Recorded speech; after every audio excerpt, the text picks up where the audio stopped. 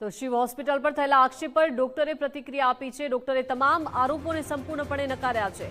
કહ્યું છે કે યોગ્ય અને જરૂરી સર્જરી કરવામાં આવી હતી। દર્દી પાસેથી માત્ર 2.47 લાખ રૂપિયા વસૂલ્યા હતા। ડોક્ટરે બિલ અને બાયોપ્સી રિપોર્ટ પણ રજૂ કર્યા છે। દર્દીને ચોથા સ્ટેજનું કેન્સર હતું। હજુ કોઈ તકલીફ હોય તો સારવાર કરીશું। પરિવારજનોએ ડોક્ટરને વોટ્સએપ પર ધમકી આપી હતી। પેશન્ટનું ઓપરેશન અમે લોકોએ મોઢા અને જડબાના કેન્સર માટે કર્યું હતું, જેની અંદર આ સીટી સ્કેનનો રિપોર્ટ છે।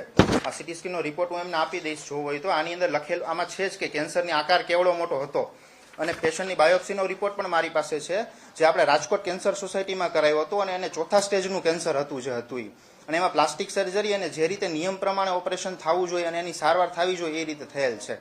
ઓપરેશનમાં ખર્ચો એમને 2.5 લાખ રૂપિયાનો થયો હતો। જે બેન વાત કરે છે 4 લાખ રૂપિયાનો એવો ખર્ચો થયો નહોતો, અને એ બેન એકચ્યુઅલી એ વખતે હતા જ નહીં આખા પિક્ચરમાં, જ્યારે એમના તમે કહો છો કે ઓપરેશન તમે યોગ્ય રીતે કર્યું છે, તો હજી એના બોડીમાં રસી કેમ ફેલાઈ ગઈ છે બધી? ના, એના બોડીમાં કોઈ જગ્યાએ એવા કઈ રસી ફેલાણા નથી, એ વસ્તુ તદ્દન ખોટી છે, બરાબર। અમુક ટાઈમે માઇનર એવું ઇન્ફેક્શન કે કંઈ રહેતું હોય છે, બાકી એના બોડીમાં એવા કોઈ રસી ફેલાણા નથી। જે પણ સારવાર કરી છે યોગ્ય કરી જ છે, અને જ્યારે એમનું ડ્રેસિંગ કરવાની જરૂર હતી ત્યારે મેં એમને બોલાવીને ડ્રેસિંગ કરવા માટે કહેલું હતું, પણ પેશન્ટ ક્યારેય ડ્રેસિંગ કરવા માટે આવ્યું નથી। એ દર 2-3 મહિને આવે છે ખાલી બતાવવા માટે, બાકી ક્યારેય ડ્રેસિંગ કરવા માટે આવતું નહોતું। અત્યારે એમની જે કન્ડિશન છે એ સારી જ છે, અને એમાં ફરીથી કાંઈ ઓપરેશન કરવાની જરૂર લાગતી નથી। જોતા લાગશે તો આપણે જોઈ લેશું।